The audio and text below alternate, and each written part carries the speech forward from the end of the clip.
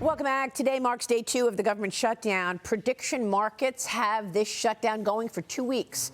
After the Senate once again failed to pass the dueling short-term funding bills, senators are not scheduled to vote again until tomorrow afternoon, Friday afternoon, in observance of Yom Kippur today. The Office of Management and Budget Director Russ Vought telling House Republicans that the administration will begin furloughing federal employees within the next day or two. I spoke with the Speaker of the House, Mike Johnson, on this program yesterday. Watch. Speaker, can you assess what you're expecting in terms of the job cuts and how severe they could be? While a shutdown is very damaging for real American people who depend upon government services, it can provide an opportunity to downsize the scope and the scale of government, which is something that we've all always wanted to do.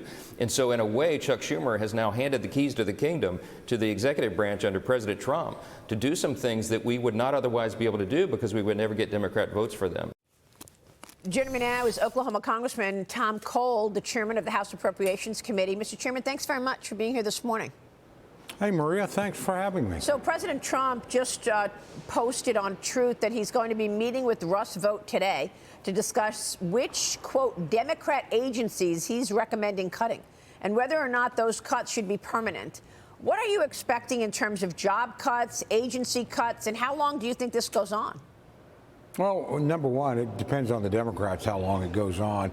The House has already done its work. We've passed legislation that would keep the government open. As you know, the Senate's dealing with that now. We have a bipartisan majority in favor of that, but only 55 votes. We're still 5 short. So when the Senate comes around, the government will go get back open and operating as per normal.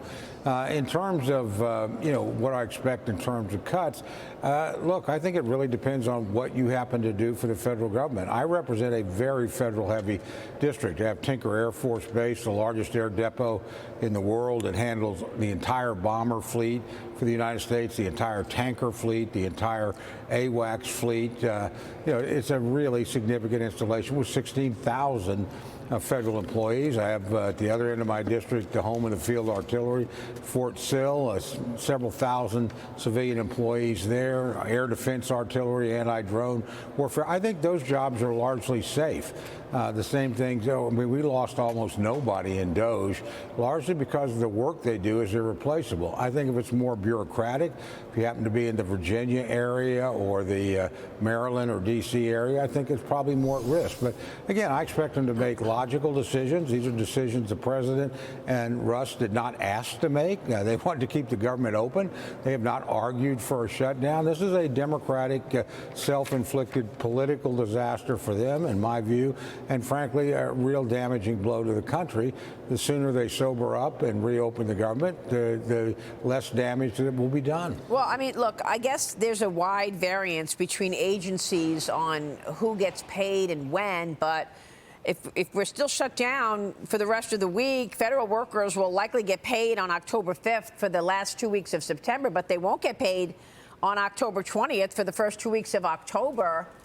But they'll get that money once the government reopens? Well, we hope they do. There's no assurance of that. That's been the practice in the past.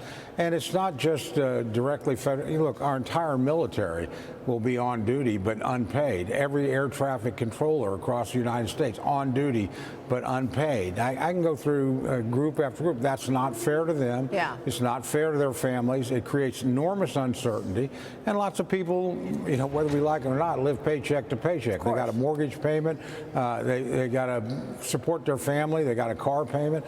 So it's absolutely reckless to do what Democrats are doing, and they're doing it for things unrelated to the day-to-day functioning of the American government. They're doing it for Medicaid subsidies and programs. They're doing it for tax stuff. It's not things, and frankly, none of this stuff is running out anytime soon.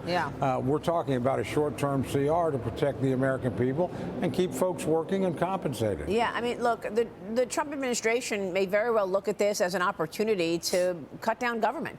They're already freezing $26 billion, which was meant for blue states in the first wave of cuts for federal projects following this shutdown. They include $18 billion for New York transit projects, $8 billion for green energy projects in 16 Democrat-run states, including California and Illinois.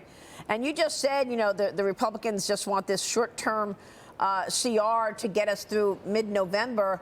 But, Mr. Chairman, let's say, hypothetically speaking, government opens soon, although the prediction markets have it for 2 weeks at least closed. But let's say you get this back up and running. How long is it going to take you to get those appropriations bills done and get back to normal? Well, we have 3 that are essentially done right now. Okay. And this shutdown has frankly delayed them. We could have had a package. We'd be working on another package. It'll probably take a couple of CRs. And again, it's hard to predict. It depends on how willing the Democrats are to negotiate. But we're not far apart. These are things that are not hard to do. The problem is they've taken the appropriations process and taken it hostage to achieve goals that aren't related to appropriations at all. So they literally have put the government and every federal employee at risk to achieve something that doesn't have anything to do with them. It's just an incredible, boneheaded play in terms of politics, because every day the situation is going to be worse. And I think the American people will hold those that shut down the government responsible. They always have in the past. And frankly, none of these shutdowns, whether they were Republican or Democratic, inspired, have ever achieved their objective. It's a really dumb thing to do. Wow. And I'm surprised politicians as experienced as Mr. Schumer and Mr. Jeffries have fallen into that trap. All right, Congressman, we'll be watching your work on the appropriations. Thank you, sir. Tom Thanks, Cole Maria. joining us this morning on Capitol Hill. Stay with us. We'll be right back.